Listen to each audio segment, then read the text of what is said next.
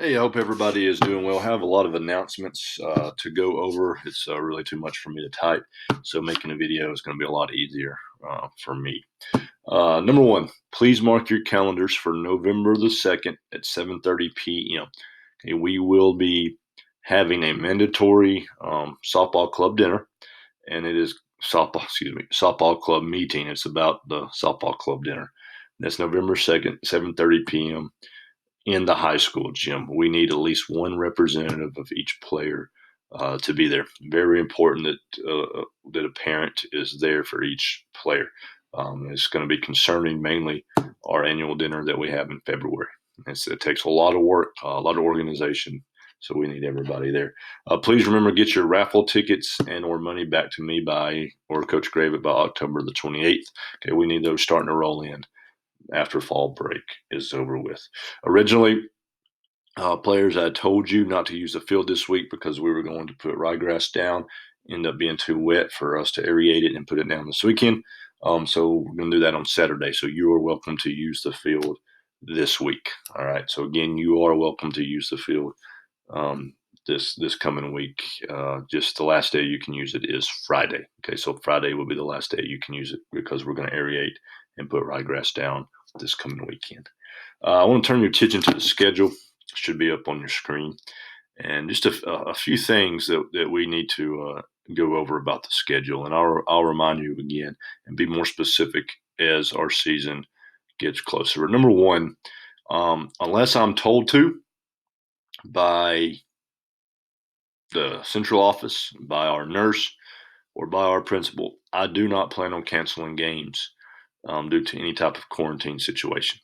Okay, we have a process. The guideline is 15 minutes and 6 feet. We have a process that we can keep players, as when they're practicing, uh, when we're changing, all that kind of stuff. We can go by that guideline and not be affected. So if we did have a player end up getting sick and test positive, unless unless some reason the guidelines were broken, and I don't plan for that to happen, we tend to play. Um, so you know, so I want to make sure everybody's clear on that. So unless I'm told by people higher than me that can make those decisions, we're going to play.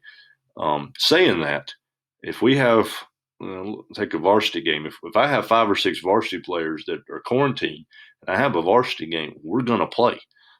We're not canceling. So if we have to use all JV players, if we have to use all middle school players, we're playing the game.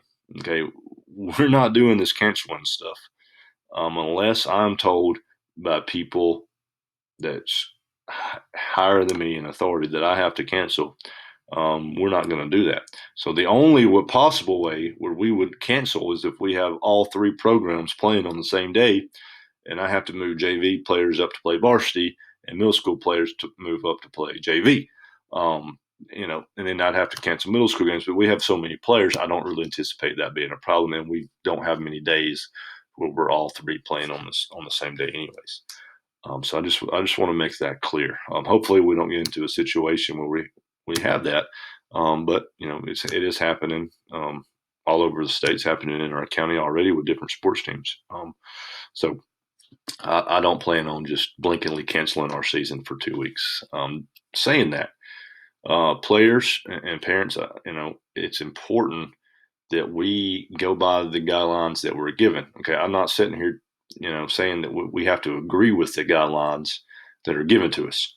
It's not, it's not my job to sit there and agree with them or not. I would be miserable if I sit there and worry about what the guidelines say. But it is our job to go by them the best we can, because if we don't, we're going to be quarantined for 2 weeks. And that's not good for us. I mean, we could miss 15 or 16, 17 games, perhaps. That's on the high end, but it's possible that happens. So whether we agree with them or whether we don't agree with them, if the nurse calls me and says, "Coach, did you have any of your players around so and so for 15 minutes um, within 6 feet?" I want to be able to say no, and it's as simple as that. Doesn't mean I have to necessarily agree, with what those guidelines are, but we're going to have to go by them. And so it just is what it is. So we might as well just do it. And I think if we do that, it'll make things a lot easier. We're certainly not going to complain about them and not go about the guidelines. That's not a very good idea, in my opinion. But anywho, so I want to turn your attention to, let's take February the 22nd. We have a varsity and JV game. With this quarantine stuff, it could be at 2 o'clock. The nurse calls me and tells me that we have 3 or 4 JV players quarantined, and we're playing at 4:30. So we're going to have a system in place where middle school players are ready to play JV, and JV players are ready to play varsity at any given time. It does put a little more hassle on all of us, a little more stress on all of us, but that little more stress will be a lot better in the long run. That if we have an organized system where I got 4 JV players that are been quarantined. Okay, we have a system then to bring up 4 middle school players at 2 o'clock, and we don't miss a beat. So closer to time, I'll have a list of middle school players who need to be ready on JV games, on JV days, to possibly play with the JV team. That doesn't mean necessarily you will play with the JV team, but it means that you need to be ready to go. It doesn't mean you have to necessarily bring your stuff to school. Okay, but you need to have it packed. You need to have it somewhere in your house, and where you can get access to it really quick and get to the destination. So you basically need to be ready and set to play that day. Hopefully, we never have to use any of this stuff. But if history is an indicator of what's been going on this fall, then it's going to happen. All right. So the same thing goes with JV players for varsity.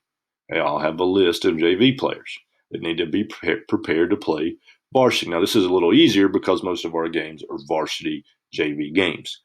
So this is not as big of a deal, but if you go down the list, you do see that we do have some varsity only games, March 2nd, March 8th. So those JV players would need to be on those days, would need to be ready to possibly play varsity games. And again, I'll have a list prepared closer to the time the season starts.